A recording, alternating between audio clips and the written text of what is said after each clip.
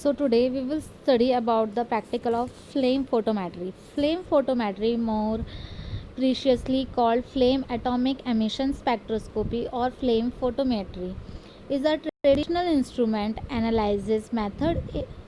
It is originated a long back to Brusen flame color test for the equivalent for the quantitative identification of some selected metallic element. Most probably, a very simple example of the atomic emission effect is firework.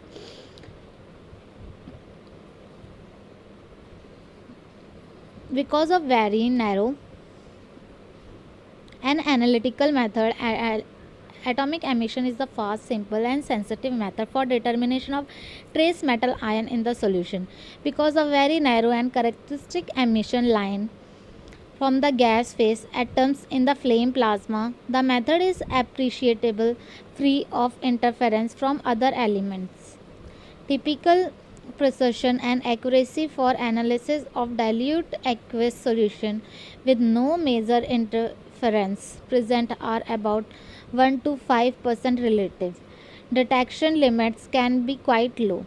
Good elements are having detection limits lying between about 1 Ng per ml to 1 mole per ml microgram per ml. The method is appropriate for many metallic elements, especially for those metals whose those are easily excited to higher energy level at relatively cool temperature of some flame, like lithium, sodium, potassium, rubidium, calcium, copper, selenium, barium.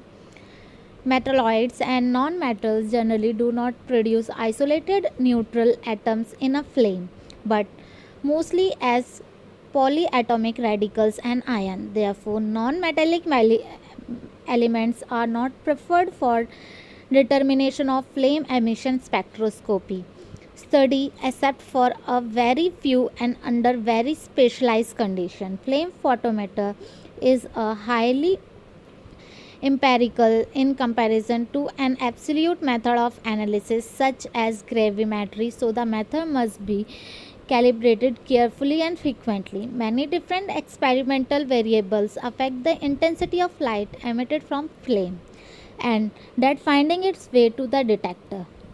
Next is the requirement. The bottle was were washed and rinsed several times and then filled with deionized water. One 500 ml volumetric flask, assorted volumetric and graduated transfer pipette, 500 ml volumetric flask for the standard, 8 to 10 small plastic container for aspirin Rentley solution.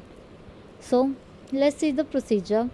Standard potassium stock solution 100 ppm accurately zero point 0.1 mg weighted out by difference 0.1253 gram of reagent grade potassium chloride into a small plastic weighted boat.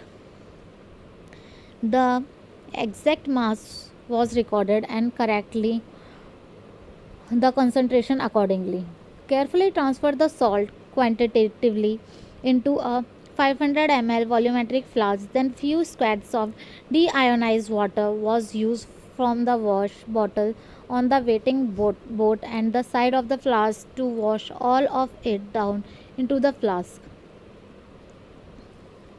About 100 ml of deionized water was added to the flask, swirled several times and dissolve all the salt before diluting to volume with deionized water. Potassium standard calibration solution. Deionized water is used for the blank, a series of volume including 1, 2, 3, 4 and 5 ml of the standard 100 ppm potassium solution were taken into the first, second, third, fourth and fifth 100 ml volumetric flasks respectively and separately diluted carefully to the mark with deionized water and mixed thoroughly. Unknown solution.